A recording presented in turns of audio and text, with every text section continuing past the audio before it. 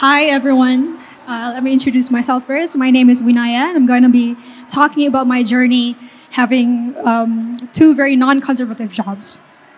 So I am a believer of life goals, and rather than calling them as goals, I prefer the term dreams.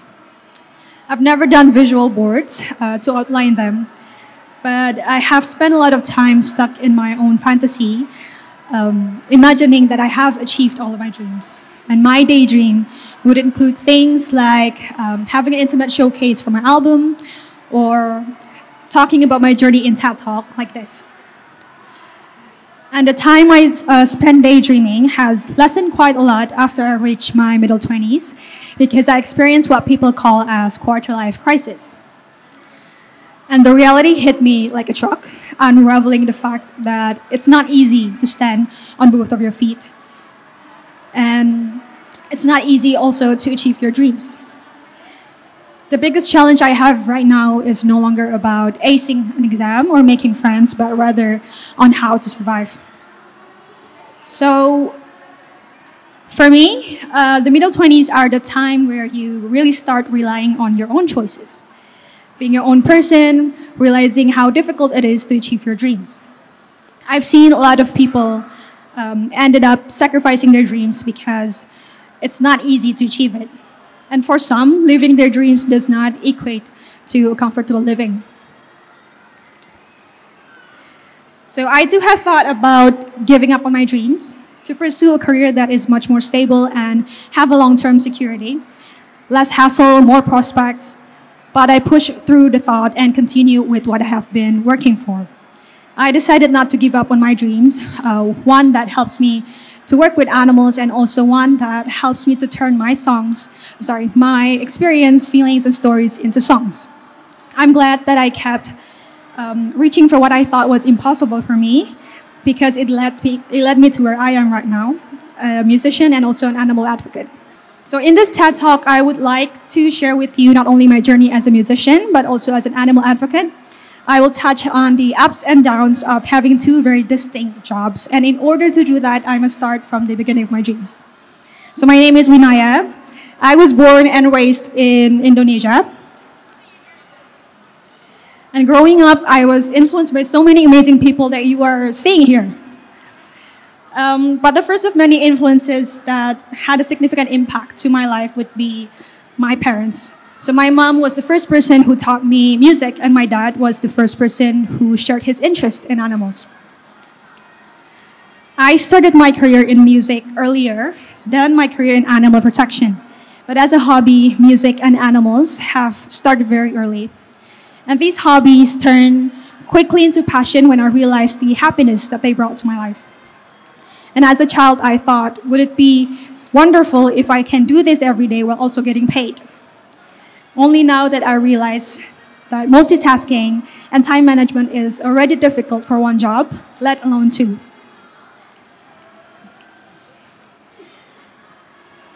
I knew before starting this I was too ambitious, but I couldn't help myself to abandon either one. And I understand clearly that it will also take a lot of time for me to excel in both, because I cannot dedicate my time only for one thing. And I feel like it's a given for me to continue my career in animal protection since I have spent years of studying. My bachelor's degree is in zoology, and my current master's degree is in international animal welfare, ethics, and law.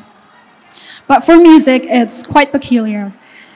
I went to formal music school for years, and before that, I have been singing, making lyrics, crafting melodies at the age that I could barely remember. So I don't need to take a university study to have proof that I can make and perform music. It has never been my primary objective to be a musician, but now my journey had led me to a lifetime opportunity that makes me very grateful to have a strong relationship with music ever since I was a kid. So my career in music has been overwhelming yet rewarding. It's so wonderful to be surrounded with people that have the same love and understanding about music as myself. I had the chance to meet wonderful people like Kamga, a singer and a vocal director, or Asta Avran, a guitarist and also a music producer. They have contributed to the production of my songs, and I'm forever in debt to them. I also got to taste what video production is like. I contributed to ideas, opinions, and also acting, especially in my latest MV, Sudah Jalannya.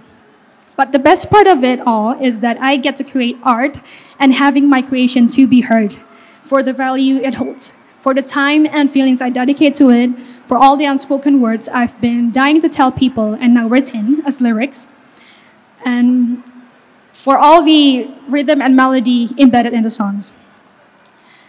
My music journey has led me to release 3 singles, Tunggu Dulu, Love Game, and Sudah Jalannya. I'm proud to say that at this early stage, I was already given the liberty to not produce, but write and compose my own music. Mainly, I wrote songs based on other people's stories and not myself, and I excessively elaborated them. And roughly in the past 3 years, I also get to perform in various places such as Java Jazz, public spaces, and my friend's intimate showcase. And the moment before singing, it was always nerve-wracking. I would prefer to be alone for my preparation. And at first, I had to fake being expressive and also confident. But the moment I started singing, all the worries slowly burned to ashes. And I would only focus on having fun and be connected to music. So this past few years taught me that a musician really must know how to stand out. This is because of the effects of social media that has become central to our existence. And social media, no doubt, brings opportunities for us musicians, but at the same time, they also produce immeasurable amount of competitors. So a musician has to show what makes her different and worth to be listened to than the others. And whether if it's from the songs or non-music miscellaneous factors, such as her contribution to society, the way she dresses, or her daily activities, and also her followers on social media. Like it or not, the worth of a musician is now not only seen through the music, as people now have the access to assess other people's background, and that's what makes the engagement level high. So it is a given that everyone must push themselves to succeed, but even until now, I do have difficulty in doing so. My biggest challenge in this occupation would be to be active on social media. Although it is the responsibility as a musician, it's already a part of the job. It's not because I'm lazy, but my principle is quite strong. I do like to have a private life, and to keep my life as private as I can be would be beneficial for me and makes me happy. But I do have to succumb to the reality that this is the path that I choose. So I have to survive, and I have to evolve and get out of my comfort zone. It took me a lot of inner fights to convince myself that doing all these is not a defeat to derail me. So my career in science is just as equally overwhelming, yet rewarding. I have volunteered in different places, from a museum, ecotourism park, and also conservation organization. In the midst of doing my thesis preparation and my 4th single right now, I decided to give a real full-time a job, because why not? The months I spent working formally at an NGO has really made me speechless. There are never-ending cases of global animal issues, NGOs to discover and to connect with, and also toolkits that we really have to revamp regularly. And I get to learn and also contribute to the greater good and see with my own eyes what the world is like from the perspective of marginalized communities. Most importantly, this job has given me a sense of purpose in life to help other living beings.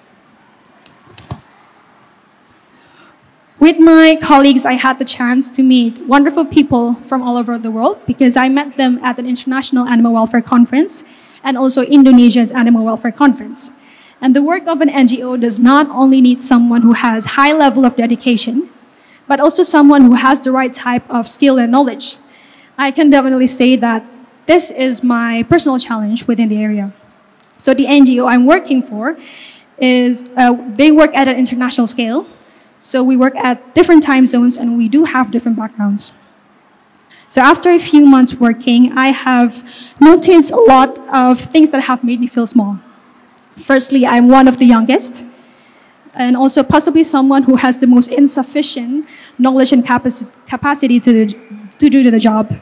My English skill is not as fluent as those who speak English by birth. And thirdly, not all of my university knowledge can be used for this job. And lastly, compared to my colleagues, I have the least experience. So let's not forget as well about the work ethic and socializing manner that greatly differ in the way that we communicate with each other. So the two careers that I have now, the two careers that I have now might not be something to be proud for some, but I do have to give credit for myself for achieving this far in life because only I know the struggle that I have to face even until now. Both of my careers require me to be confident in front of people. For instance, networking is actually one of the things that these two jobs have in common, and confidence is part of what makes networking successful. But I have always been struggling with confidence, something that I realized only after I jumped into the music industry.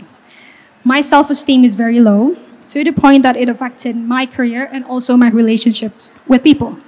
This is my biggest weakness that has grown over the years, believing that I have no value for anyone and undeserving of anything. And for the last 2 years, I have surrendered myself to my mental block. And at the time, I felt like I was left behind by my fellow musicians and fellow advocates because as I reached my middle 20s, I felt like I didn't have any achievement. I've been blessed enough to have a chance to study at very prestigious universities, but at the same time, I spend more time mourning of my incapability and failure. And in the end, my self-loathing and procrastination costed me my grades and friendships. And it felt like 4 years I was stuck in a loop. With music, it was so easy for me to degrade myself because my streaming count was not as high as my friends. And I struggled to make songs that majority of the people in Indonesia would love to hear. And moreover, I did not release the same amount of songs as other musicians did. So I felt ashamed for not being able to be as successful as my peers, and it delayed my growth as a musician ever since. I blame myself quite a lot, not for not being able to be more active on social media, for being too idealistic, and not being nerdy enough to know more about global animal issues. And my motivation to achieve my dreams would slowly crumble into pieces. There was too much negativity that haunted me to the point that I neglected my health. So with everything that I want to achieve but couldn't because I was frozen in time, it did not feel like it mattered if I ate or not. It's not that I intentionally wanted to do that. It's just that I didn't really have any appetite. I was caught between hyper-focusing and procrastinating, and there was no in-between. It felt like I had no time for me to eat. Only now that I realized that my unhealthy body affected my daily routine and also how my brain worked.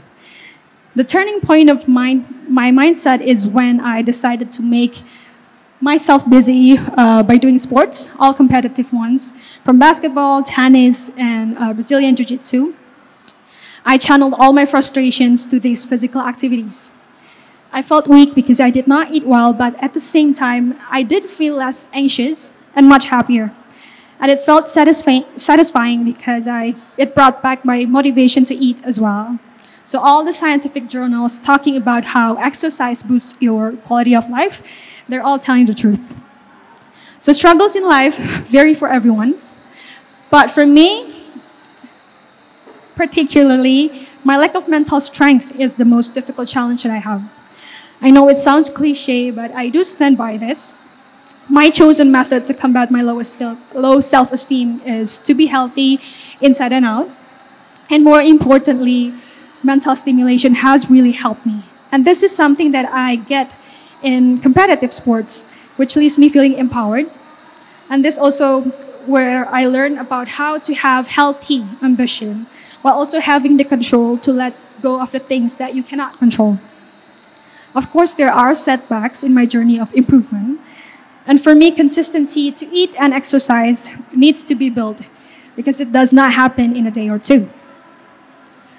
So this time I decided to prioritize my health above anything else, even my ambition. I trained my mindset to not worry when my next single is going to be in and focus on creating more music, even though if it's going to be rejected. And no more worrying about my lack of experience and focus on my task one by one. And every time I hesitate, I would ask myself, if not now, when? It works wonderfully because at this age, my sense of urgency to survive shines bright because my survival really now depends on myself and the decisions that I make. I will be the reason of my own failure if I let this mental block conquers me. So every occupation has its pros and cons for sure. I could have easily chosen a path of a doctor or a manager. Instead, I chose this very two distinct non-conservative jobs that are highly dependent on too many unreliable factors.